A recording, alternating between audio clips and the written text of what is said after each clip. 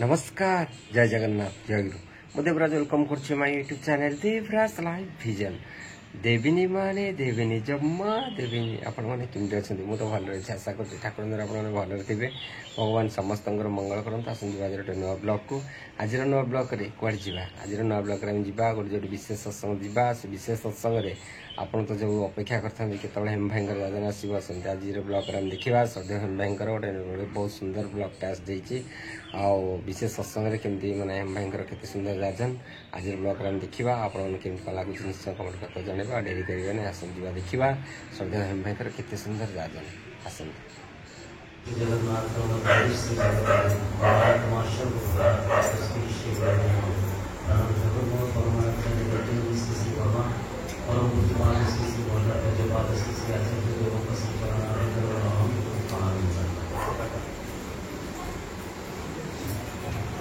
बड़ भाग्यवान आम परम पिता श्री चरण विंदर आज आम सत्संग प्राप्त होचे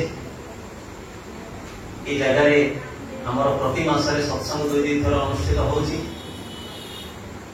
ये सत्संग मनीष बुझीपारे ना कौन जहाँ श्री श्री ठाकुर मनीष तैयारी कारखाना बोली कहले जो मनीष तैयारी होती ये हूँ से सत्संग आज हुए तो अनेक लोग सत्संग भजन कीर्तन ठाकुर विग्रह देखी आपको गोटे आनुष्ठानिक पूजा बोली भावी पारती किंतु ये समस्त किसी जिनिस आम मान चिंतार बहुत घरे श्री श्री ठाकुर अनुकूल चंद्र सत्संग आम अजाणत कि प्रकार मनीष तैयारी कले जमी आज्ञा बात्या हेले विभिन्न प्रकार आश्रय स्थली अच्छी जो मनीष गला बात्यार भयता न था ठीक सेमती जीवन यात्रा भितर अनेक झड़ बही जाए आ ये समस्त झड़र आश्रय स्थल होची सत्संग जो मनीष आसला जो जगह मनीष बसला तार केते केते जीवन केते केते दुख कष्ट ज्वाला जंत्रणा भितर जो जीवन केते मात्रा जर्जरित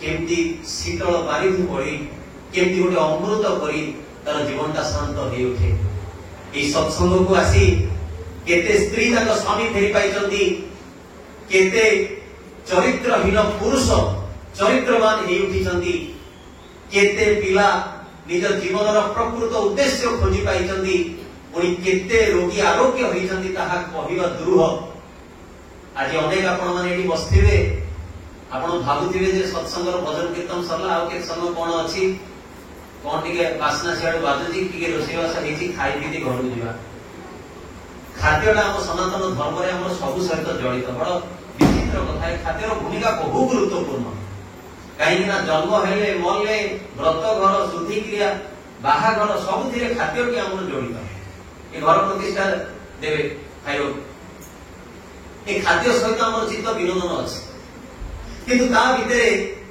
बुझा हम जे आज परम पिता मते सुजोग टी कहीं जगत अनेक लोग अच्छा मुझे भावे बिना कारण जदि गचर पत्र पर्यंत भी हलेना ताले आज आम मैंने समस्ते जी सत्संग आसीचे या पछरे गोटे कारण निहित अच्छे एवं से कारणटा को जानिबाटा होची आममानकर कर्तव्य भगवान से प्रत्येक जीव को रक्षा करने को चाहती जगत में से कहारी कष्ट देखी पारती किंतु भगवान जे रक्षा करने को चाहती एवं सी आमको प्रत्येक मुहूर्त कोल धरी रखा चाहती एपाई किंतु सुजोग आमको दबाक हुए शुणी आपको आश्चर्य लगुव जे आम मैंने प्रति मनीष तार जीवन रक्षा केते कांदे केते विकल हो प्रार्थना करे पुणी भाई आपण आज कहते आम ही सुजोग दौना ये ठीक से प्रकार कथा आज्ञा जमी आम जीवन चलनी भितर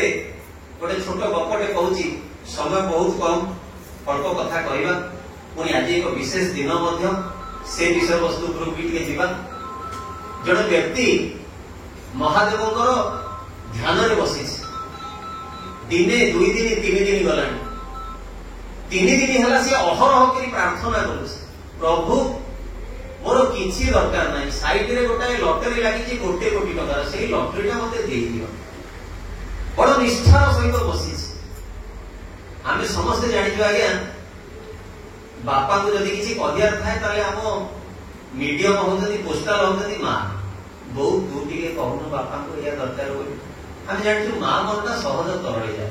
ବାପା ଯେତେବେଳେ ବହେ ପିଟିବେ ମାର କଣ କହିକି ହଉ ହଉ ଛାଡ଼ିଦେ ମୋ ପିଲାଟା ମୋ ଛୁଆଟା, ମା ସମ୍ଭାଳି ପାରେନି। ତେଣୁ ମା ମନ ଯେହେତୁ କୋମଳ, ମା ପାର୍ବତୀ କିନ୍ତୁ ଆଗ ତରଳୁଛନ୍ତି। କହୁଛନ୍ତି ପ୍ରଭୁ ଏ ଭକ୍ତଟି ଆପଣଙ୍କୁ କଣ ଟିକେ ମାଗୁଛି ତାକୁ ଦେଇ ଦଉନାହାନ୍ତି। ମହାଦେବ ହସିଲେ ଏବଂ ପାର୍ବତୀଙ୍କୁ ପ୍ରତ୍ୟୁତ୍ତରରେ କହିଲେ ସିଏ ଚାହୁଁନି। ସେତେବେଳେ ମା ପାର୍ବତୀ ଆଶ୍ଚର୍ଯ୍ୟ ହେଇକି ପ୍ରଭୁଙ୍କୁ କହୁଛନ୍ତି ଯେ ପ୍ରଭୁ ଆଉ 3 ଦିନ ହେଲା ଆପଣଙ୍କର ତପସ୍ୟାରେ ବହିଛି, ତଥାପି ଆପଣ କହୁଛନ୍ତି ଯେ ସିଏ ଚାହୁଁନି। ସେତେବେଳେ ମହାଦେବ ହସି କହୁଛନ୍ତି ସେ ଚଣ୍ଡାଳ ମତେ ତ ଡାକୁଛି ସତ, ଲଟେରୀ 1 କୋଟି ଟଙ୍କା ପାଇବାକୁ ଇଚ୍ଛା ତା ବି ସତ, ଏବଂ ମୁଁ ବି ତାକୁ ଦେଇ ଦିଅନ୍ତି 1 କୋଟି ଟଙ୍କା ଏହା ବି ସତ, କିନ୍ତୁ ଏପର୍ଯ୍ୟନ୍ତ ସେ ଲଟେରୀ ଟିକେଟ କାଟିନି। ଏପଟେ ତପସ୍ୟା କରୁଛି ଯେ ମୋର କେମିତି 1 କୋଟି ଉଠିଯାଏ। ଆମ ଜୀବନରେ ବି ଆମେ ଆଜ୍ଞା ସେମିତି ପ୍ରଭୁଙ୍କ ପାଖରେ ବହୁ ପ୍ରାର୍ଥନା କରୁ, କିନ୍ତୁ ଏକଦମ ବେସିକରେ ଯାହା କରିବା କଥା, ଯାହା କରିଲେ ପ୍ରଭୁ ସେଇ ଆଶୀର୍ବାଦଟା ମତେ ଦେବେ, ଏଇ କର୍ମଟା ଭୁଲିଯାଏ। ଆଉ ଏଇ କର୍ମର ନାଁ ହଉଛି ଦୀକ୍ଷା, ଏଇ କର୍ମର ନାଁ ହଉଛି ଇଷ୍ଟ ବୃତ୍ତି, ଏଇ ଯୋଗଯୁକ୍ତ ଏଇ ସୂତ୍ରର ନାଁ ହଉଛି ସତ୍ସଙ୍ଗ। ମଣିଷ ଯେତେବେଳେ ତାଙ୍କର ନିଜ ମନ୍ତ୍ରକୁ ଗ୍ରହଣ କରି ତାଙ୍କର ଇଷ୍ଟ ବୃତ୍ତିକୁ ପ୍ରତିନିୟତ ନିବେଦନ କରି ତାଙ୍କର ଏଇ ସତ୍ସଙ୍ଗର ଆଶ୍ରୟ ନେଇକି ଚାଲେ, ସେତେବେଳେ ଆମେ ପ୍ରାର୍ଥନା କରୁଥିବା ପ୍ରତିଟି ସେ କଥା ତାଙ୍କ ପାଖରେ ପହଞ୍ଚେ ଏବଂ ସେ ଆମକୁ ଦେବାକୁ ଚାହୁଁଥିବା ପ୍ରତିଟି ଜିନିଷ ଆମେ ପ୍ରାପ୍ତ ହଉ। କାହିଁକି ନା ଯେମିତି ଘରକୁ ଭୋଲ୍ଟେଜ ଆଣିବାକୁ ହେଲେ ଏ ଫୋନ କେବୁଲ ପକେଇକି ହୁକରେ 1-2ଟା ବଲ ଜଳା ଯାଇପାରେ, ଆପଣ ଏସି ଲଗେଇବାକୁ ହେଲେ ଯେମିତି ଦରକାର ସେଇ ଭଳିଆ ପକେଇବାକୁ ହବ। ସେମିତି ଭଗବାନଙ୍କର ଆଶୀର୍ବାଦ ତଥାକଥିତ ପୂଜା ଅର୍ଚ୍ଚନା ଭିତରେ ଯେତିକି ଟିକେ ମିଳିବା କଥା ମିଳେ, କିନ୍ତୁ ବାସ୍ତବରେ ପ୍ରତିଟି ମଣିଷ ଯୋଉ ମଙ୍ଗଳର ଆଶା କରେ ତାକୁ ଆଚରଣ ଭିତରେ ସେଇ ପ୍ରକାର ଗୁରୁ କେନ୍ଦ୍ରିକ ଜୀବନ ଅତିବାହିତ କରିବାକୁ ହୁଏ। ଆମେ ଜାଣିଛୁ ଦ୍ରୌପଦୀଙ୍କୁ ବସ୍ତ୍ରଦାନ ହେଇଥିଲା, ଆମେ ଜାଣିଛୁ ଦାସିଆ ବାଉରୀ କାଳେ ବଡ଼ଦାଣ୍ଡରେ ଠିଆଇକି ନଡ଼ିଆ ଟେକିଲେ ପ୍ରଭୁ ନେଇଗଲେ, ଆମେ ଜାଣିଛୁ ସେମିତି ବିବେକାନନ୍ଦ କଣ କରିଦେଇ ଗଲେ, ଆମେ ଜାଣିଛୁ ଶିବାଜୀ କଣ କରିଦେଇ ଗଲେ, ଆମେ ଜାଣିଛୁ ଯେ ହନୁମାନ କେମିତି 7 ସମୁଦ୍ର ପାରି ହେଇଗଲେ। ଇଏ ଯେତେ ଜଣ ଯାହା କିଛି କରିଛନ୍ତି ୟା ପଛରେ ତାଙ୍କର ଅହେତୁକି ଭକ୍ତି ଅଛି। ଆଜି ପରମ ପୁରୁଷଙ୍କ ପାଖରେ ସେଇ ଗୋଟିଏ ଜିନିଷ ଦରକାର ଯେ କେମିତି ଆମେ ତାଙ୍କୁ ଟିକେ ଭଲ ପାଇବା। ଠାକୁର କହିଲେ ଈଶ୍ୱର ତମକୁ କିଛି ଚାହାନ୍ତିନି, ଚାହାନ୍ତି ତୋର ଅନ୍ତରରେ ସେଇ ସ୍ଥାନ ଟିକକ। ଯୋଉ ଭଲ ପାଇବାଟା ଆଜି ଆମମାନଙ୍କ ଭିତରେ ଅଭାବ ହେଇଛି। ଏ ମୁଣ୍ଡ ବହୁତ ଗୁଡେ ଲଜିକ, ବହୁତ ଗୁଡେ ସାଇନ୍ସର ବାହାନା ଦେଇ ଦୁନିଆ କଥା କହିବାକୁ ଆଲୋଚନା କରେ, କିନ୍ତୁ ପରମ ପିତାଙ୍କୁ କେମିତି ମାନିବାକୁ ହୁଏ, ତାଙ୍କୁ କେମିତି ଭଲ ପାଇବାକୁ ହୁଏ, ତାଙ୍କୁ ସାରା ଜୀବନ ମଥାରେ ନେଇ କେମିତି ଚାଲିବାକୁ ହୁଏ, ତାର ସର୍ବପ୍ରଥମ ଏବଂ ସର୍ବ ଉତ୍କୃଷ୍ଟ ଏକ୍ସାମ୍ପଲ ହେଉଛନ୍ତି ଶ୍ରୀ ଶ୍ରୀ ବଡମା, ଯିଏ ଶ୍ରୀ ଶ୍ରୀ ଠାକୁରଙ୍କର ସହଧର୍ମିଣୀ। 12 ବର୍ଷ ବୟସରେ ଠାକୁରଙ୍କର ହାତ ଧରିଥିଲେ। ସେ ସମୟରେ ବାଲ୍ୟ ବିବାହ କଥା ପ୍ରଚଳିତ ଥିଲା। 12 ବର୍ଷ ବୟସରେ ଠାକୁରଙ୍କର ହାତ ଧରିକି ଆସିଥିଲେ। ଯୋଉ ବୟସରେ ପିଲାମାନେ ଦୁନିଆକୁ ଠିକ ସେ ଜାଣନ୍ତି ବି ନାହିଁ, ସେଇ ବୟସରେ ଝିଅଟି ଆସିଛି ଶ୍ୱଶୁର ଘର। ଆଜି ଶ୍ରୀ ଶ୍ରୀ ବଡମାଙ୍କର 132ତମ ଜନ୍ମ ତିଥି। ଆଜିର ଏଇ ସତ୍ସଙ୍ଗରେ ଆମେ ଭାଗ୍ୟବାନ ଯେ ପରମ ଆରାଧ୍ୟା ଶ୍ରୀ ଶ୍ରୀ ବଡମାଙ୍କର ଏଇ ତିଥିରେ ଆମେ ସମସ୍ତେ ଏଠି ବସିଛେ।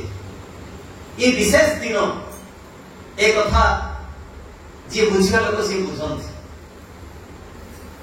ଯେତେବେଳେ ଶ୍ରୀ ଶ୍ରୀ ବଡମା ଶାଶୁ ଘରକୁ ଆସୁଛନ୍ତି, ବିଦା କି ହୁଏ ବାହା ହେଲା ପରେ, ସେ ବିଦା ହେଲା ବେଳେ ତାଙ୍କ ଆଈମା ତାଙ୍କୁ ଗୋଟେ କଥା କହୁଛନ୍ତି, ଏଇ ଶୁଣୁ ଗୋଟେ କଥା ମନେ ରଖିବୁ, ଯିଏ ମୂକ ତାର ଶତ୍ରୁ ନାହାନ୍ତି, ଯିଏ ଯେତେ ଯାହା କହୁ ଚୁପ୍ ହେଇକି ରହିବୁ, ପ୍ରତ୍ୟୁତ୍ତର ଦବୁନି। ମା ମାନଙ୍କର ଏଇଟା ବିଶେଷ ଭାବରେ ଗୋଟେ ଭାରି ଡେଞ୍ଜର ଗୁଣ। ଟିକେ ଯଦି ଚୁପ୍ ରହିଯାଇଥାନ୍ତି ହୁଏତ ବହୁତ ସମସ୍ୟା ସମାଧାନ ହେଇଯାଇଥାନ୍ତା, କିନ୍ତୁ ସମ୍ଭାଳି ପାଇଲେ ତ। ଦ୍ରୌପଦୀ ଯେତେବେଳେ ଦୁର୍ଯ୍ୟୋଧନ ପଡିଗଲେ ପାଣିରେ, କହିଦେଲେ ଅନ୍ଧର ପୁଅ ଅନ୍ଧ, ଏଉଠୁ ଆରମ୍ଭ ହେଲା ମହାଭାରତର। ସେଦିନ ସୁପର୍ଣ୍ଣେଖା ତାଙ୍କ ମନର ଭାବଟାକୁ କଣ୍ଟ୍ରୋଲ ନ କରିପାରି କହିଦେଲେ ମତେ ତୁମେ ଦରକାର, ସେଉଠୁ ଆରମ୍ଭ ହେଲା ରାମାୟଣ। ସେଥିପାଇଁ ମା ତାଙ୍କୁ ଶିଖେଇ ଦେଲେ ଯେ ଝିଅ ଯାଉଛୁ ଶାଶୁଘର, ମୂକର ଶତ୍ରୁ ନାହାନ୍ତି, ତେଣୁ ଟିକେ ସହିବୁ, ଚୁପ୍ ହେଇକି ରହିବୁ, କିଛି କହିବୁ। ପୁଣି ଆଉ ଗୋଟେ କଥା କହିଲେ, ଜାଣେ ନା ପାରେ ନା ନାହିଁ ତ ଘରେ, ଏ ତିନିକୁ ଦେବତା ଡରେ।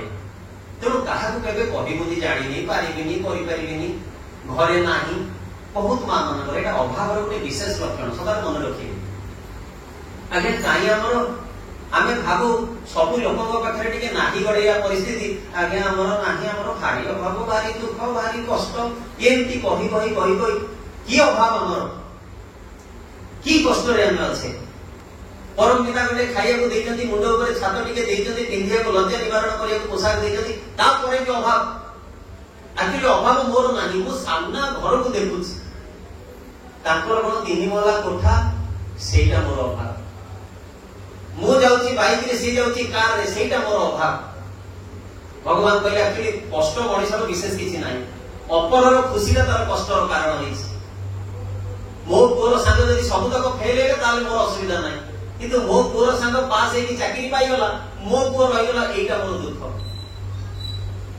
केते ईर्षा प्रवण मन किंतु श्री श्री बड़ मां को पिलाटी बेलू से शिक्षा दि जाए केमती भाव अपर करने को हम अपर को केमती भाव नियंत्रण करने सही बही चलने हम श्री श्री बड़ मां आसुच्च अति कम बयस भर रोसे जानी ना केते गाड़ी केते निंदा केते माट पर्यंत भी खाई शुणी आश्चर्य है पुरुषोत्तम लीला संगिनी परमा प्रकृति सी पुणी माड़ खाई श्री श्री ठाकुर सान भाई एवं श्री श्री बड़ मां समवयस्क खेपुदा बोली जिते श्री श्री बड़ मां प्रथम गिरी आसती ये गेलरे गेलरे केते तंटी पाखे ओहଳି पड़े केते पिठी दी विधा देदेवे तापर भी मां चुप कहीं आई मां कहते किसी कहूनी का सब सही जे सहे सी रहे यही प्रकार गोटे जीवन आरंभ कर संभ्रांत बहुत कम आज बहुत विलंब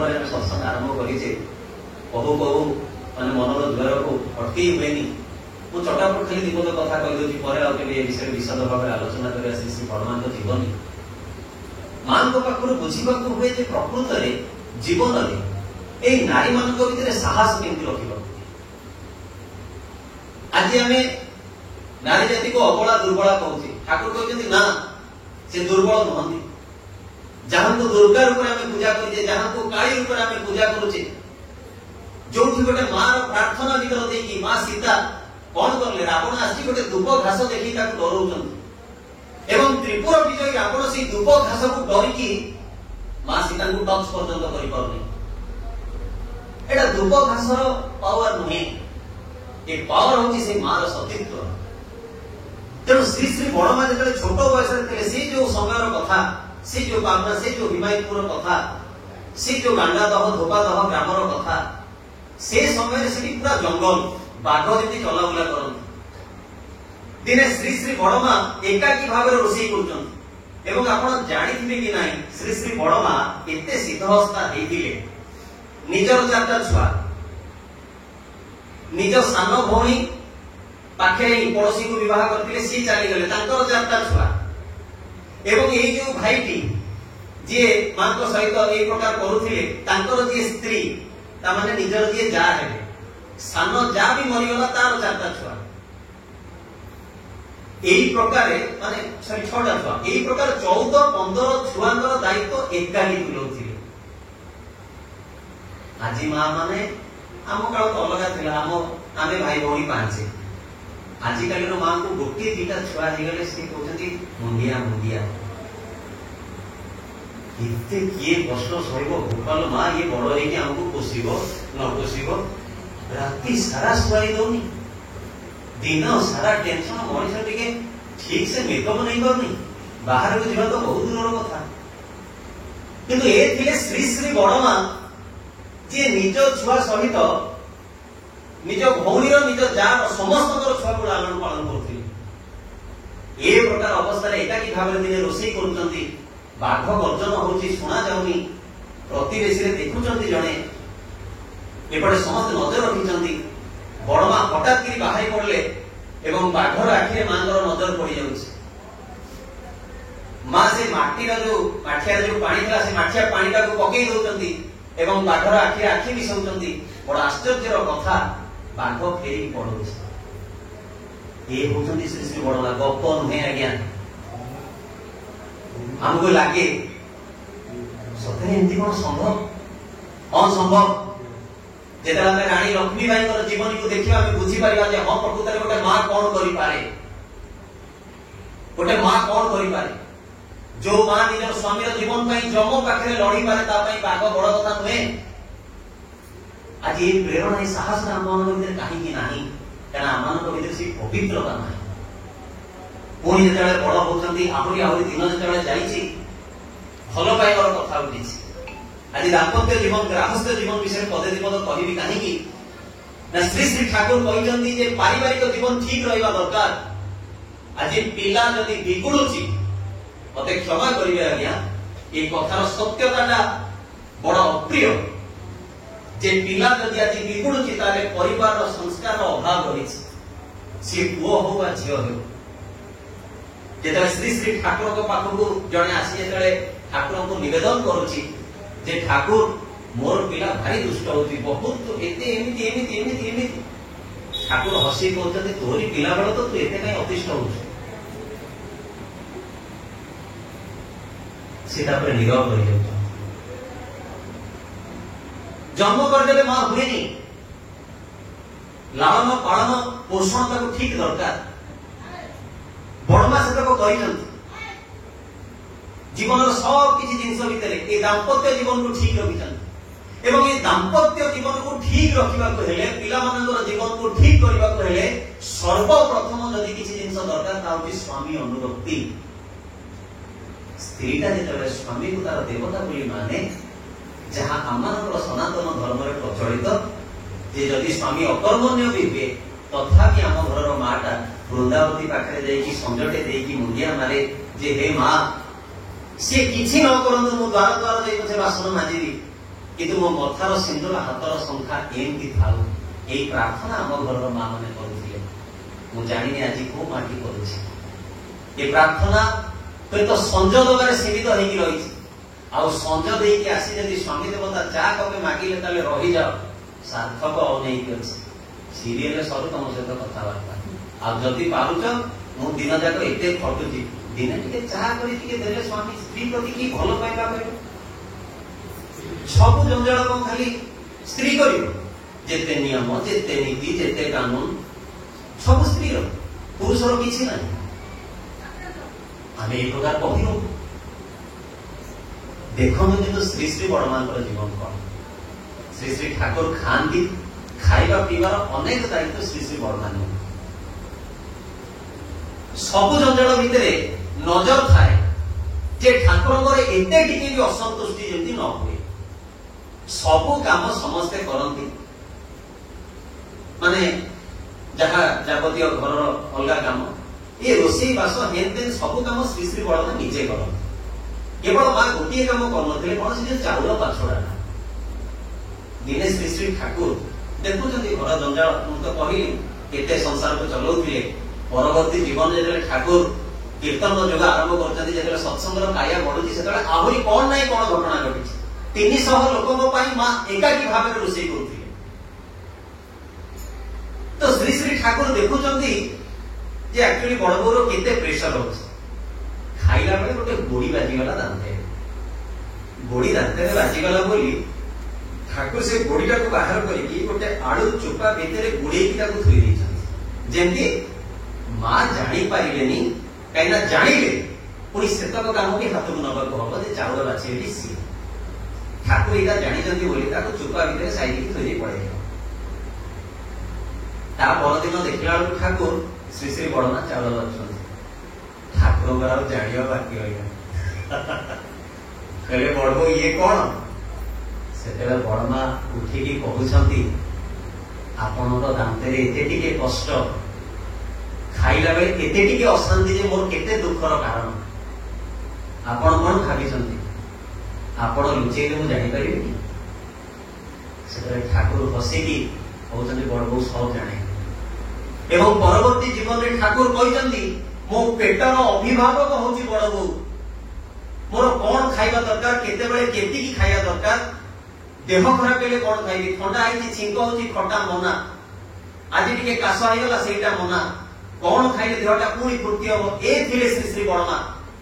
ଯେତେବେଳେ ଶ୍ରୀ ଶ୍ରୀ ଠାକୁର ହୃଦଘାତ ରୋଗରେ ପୀଡ଼ିତ ଅଛନ୍ତି, आमे केते केते घटना कहार शुणीचे 57 दिन श्री श्री बड़मा खाद्य खाई नाहांती प्रथम 2-3 दिन तो सेम भी ठाकुर पाखे बसी श्री श्री बड़दा जाइए केते अनुनय विनय अनुरोध करला परे मां केवल फल रस टिके खांती पान टिके खांती 57 दिन भाभी पाउछंती स्वामी को फेरे आनिबे काल तो काल महाकाल भी साध्य नहीं श्री श्री बड़मा जोगी बसछंती श्री श्री ठाकुर सुस्थ हेले तापर जाइए अन्न ग्रहण करे ये थे श्री श्री बड़मा जहांकर निष्ठा जहांकर से भावर आवेग कौन कह प्रति नारी चाहे जे मु केमती सधवा है जीवन छाड़ दिए मोर शंखा सिंदूर था लोक कहे कहीं सधवा लोक मरिले ता हाथ शंखा खोलिकी नहीं लोक रखती तार सिंदूर नहीं जाती भारी ऐश्वर्यक्षणी बोली कहते जगत आम या जानी श्री श्री बड़मा किंतु प्रार्थना करते जे मो ठाकुर पूर्व जमी मु न जाए जदि मु पड़ेगी ताले संभाल किए से विधवार दोष जदि जगत दौची जदि किसी भी निंदा दौची शुणा प्रस्तुत किंतु मु मो स्वामी को सेवा शेष निश्वास करने को चाहे आ से दिन जो श्री श्री ठाकुर देहावसान हो ठाकुर महाप्राण हो चटकी कहीदे अनेक कथा थिला समय संक्षिप्त ये कथा भितर बड़ मार्मिक जिनसा अच्छी बुझा उपलब्धि करने चेष्टा करेंगे श्री श्री बड़मा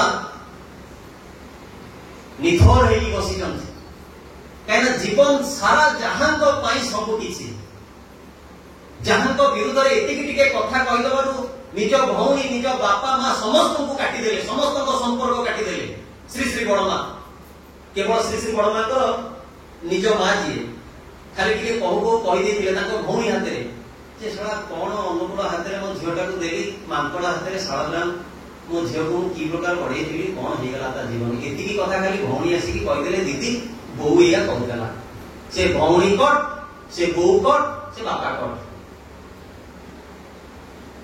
स्वामी एते निंदा सज्जन नहीं से श्री श्री बड़मा जिते ठाकुर शरीर अंतिम संस्कार करके आसुचंती श्री श्री बड़मा समस्त की पचार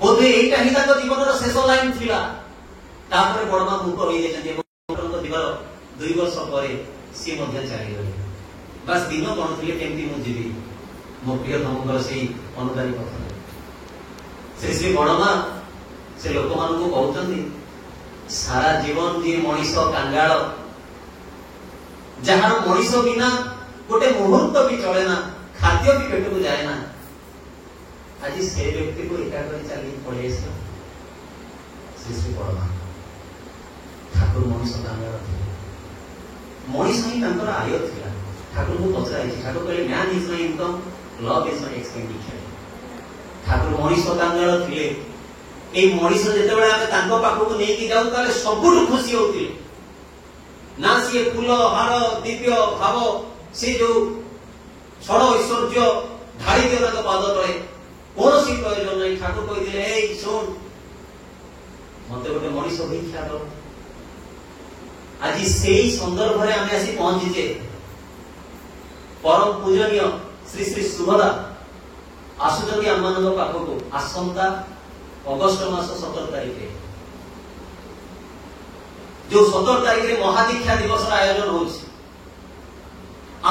प्रत्येक कर्तव्य जी श्री श्री ठाकुर को अंतर दे भल पाउची मनीष को भल पाए तार प्रीति पाई तार खुशी पाई से किसी भी करि पाए आज जो माँ मैंने जाती बजार से छुआर खुशी पाई केते कौन किणी आनती स्वामी केते कौन किणी आनती कहीं भल पाए जो गोटे पुओ गोटे झील को भल पाए संसार सबू सुख से पाद तले अजड़ी देवा चेष्टा करे आज जी मो जीवन प्रिय परम लोक को नहीं पारे जहां दीक्षा ग्रहण करी जहां इष्टवृत्ति मत आज एत परिवर्तन धारा देती मो जीवन में एत अनुभूति देती এবং ଯାହାଙ୍କର ଦୀକ୍ଷା ନେଲା ବେଳେ ଆମେ ସମସ୍ତେ ଶପଥ କରିଛେ ଆଜିଠୁ ଏହି ଦୀକ୍ଷା ଗ୍ରହଣ କରି ସର୍ବାନ୍ତକରଣରେ ମୁଁ ଶପଥ କରୁଅଛି ଯେ ମଣିଷ ଜୀବନର ପରମ ଉଦ୍ଧାତା ଶ୍ରୀ ଶ୍ରୀ ଠାକୁର ଅନୁକୂଳ ଚନ୍ଦ୍ରଙ୍କୁ ସର୍ବାନ୍ତକରଣରେ ପ୍ରତିଷ୍ଠା କରିବା ମୋ ଜୀବନର ଯଜ୍ଞ ହେଉ।